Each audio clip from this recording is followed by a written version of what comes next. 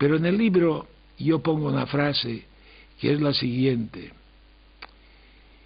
que dejando de lado fantasmas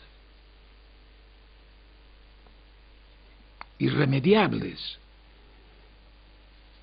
cabría preguntar al jefe de gobierno español por qué usted crea la alianza de civilizaciones cuando el diálogo de civilizaciones de Mohamed Khatami tenía ya 9 años, ya había crecido lo suyo, tenía sus experiencias. ¿No hubiera sido mejor haber apoyado esa postura, esa propuesta que ya estaba en funcionamiento? Esa sería la primera pregunta. La segunda pregunta sería, ¿por qué tanto interés en cambiarle el nombre y poner alianza en vez de diálogo? Yo le preguntaría al presidente del gobierno, ¿es que lo de alianza tiene alguna connotación que favorezca respecto a lo de diálogo? Porque yo no lo veo. Yo cuando estudiaba bachillerato, y todos ustedes, y el que era de letras, estudiaba en la universidad historia, pues siempre pasaba lo mismo. Habían alianzas de naciones y a continuación, porque claro, una alianza de naciones, ¿qué era eso? Pues era una cosa muy lógica, la unión hace la fuerza.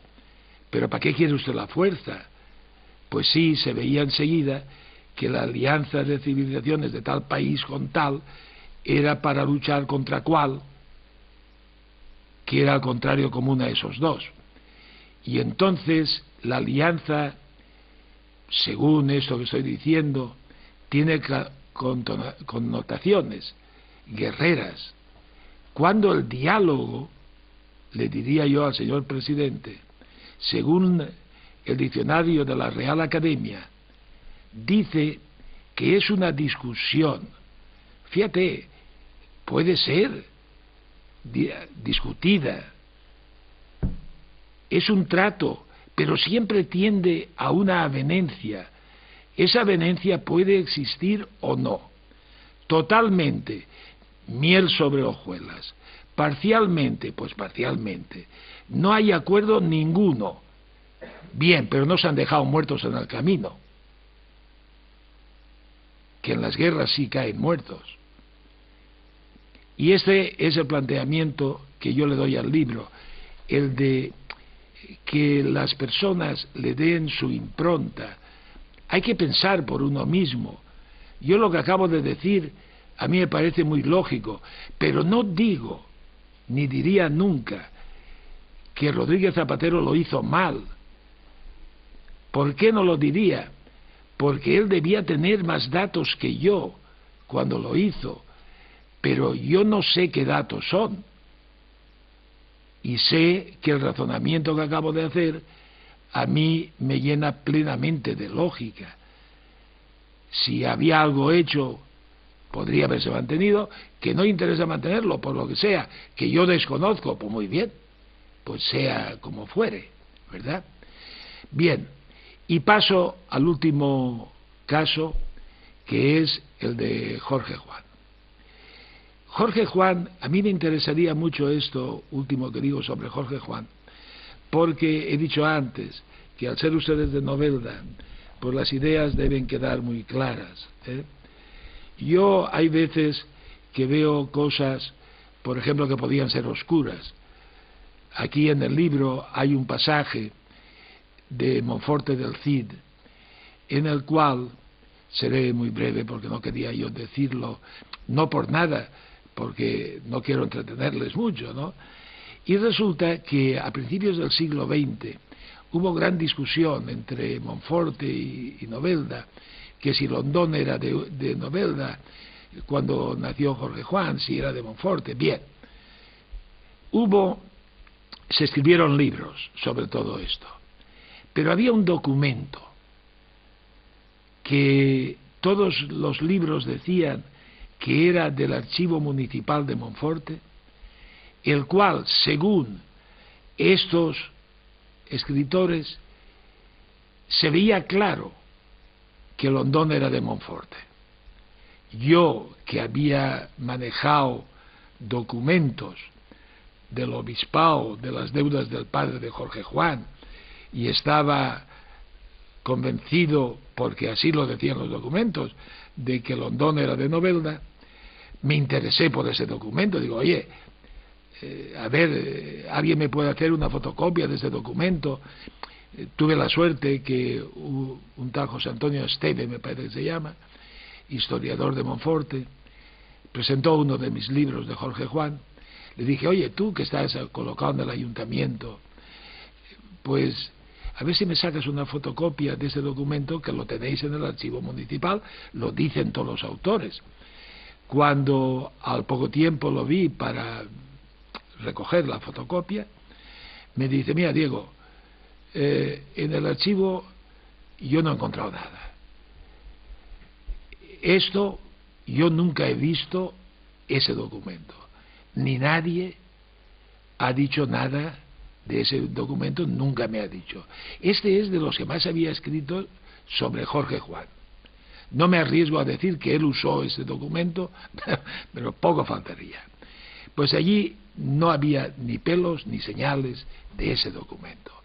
Esas cosas pasan, y esas cosas, pues es bueno que alguna vez salga a la luz y que se vea.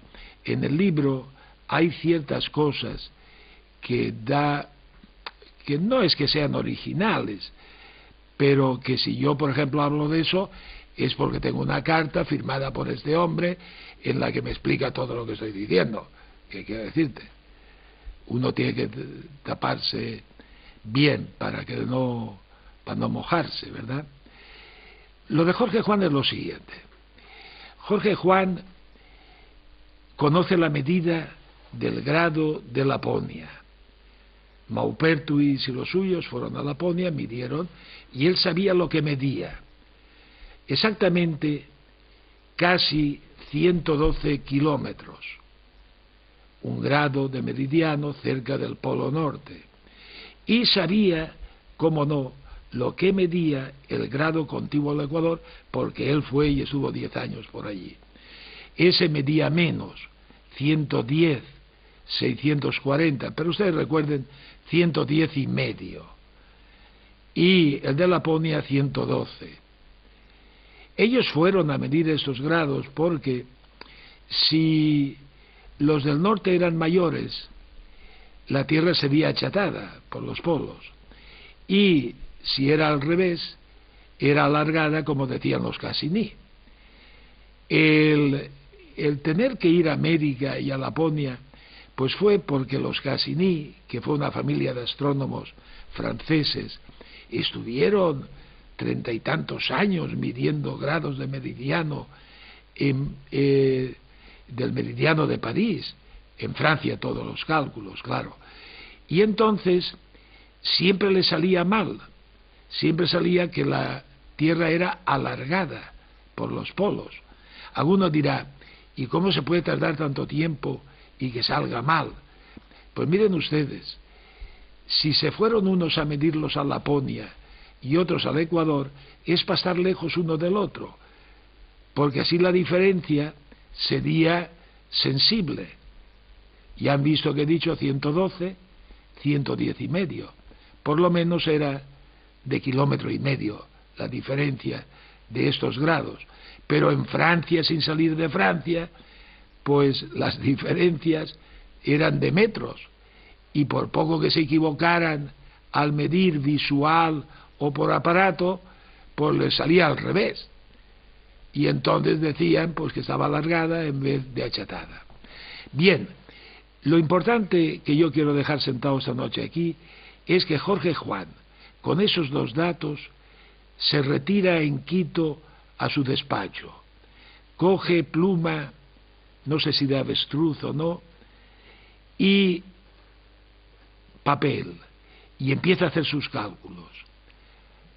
Él se arriesga al hacer los cálculos, porque él tiene que suponer, aquí es donde viene el modelo matemático, él tiene que suponer cómo es la Tierra.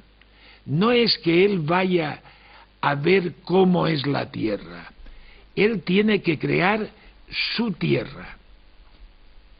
Después tendrá que demostrar que su Tierra es el planeta Tierra que se mueve alrededor del Sol en el universo. Pero él, allí sentado, con su pluma y su papel, lo que tiene que hacer es su Tierra. Y entonces él hace su Tierra. ¿Cómo? Pues hombre, él sabe ya, por las medidas como han salido, que va a estar achatada por los polos. Esto le recuerda a la elipse, pero cuidado, cosas achatadas hay 20.000 que no son elipses. Y él supone que es una elipse. Y dice la Tierra, pero es su posición, no sabe si eso va a salirle bien, es una elipse, o sea, la Tierra es un elipsoide engendrado por una elipse que gira alrededor del eje de la Tierra. Él, con esa suposición y teniendo esas dos medidas, él ya matemáticamente, nada más hay una elipse que cumple los requisitos de ser elipse y admitir en la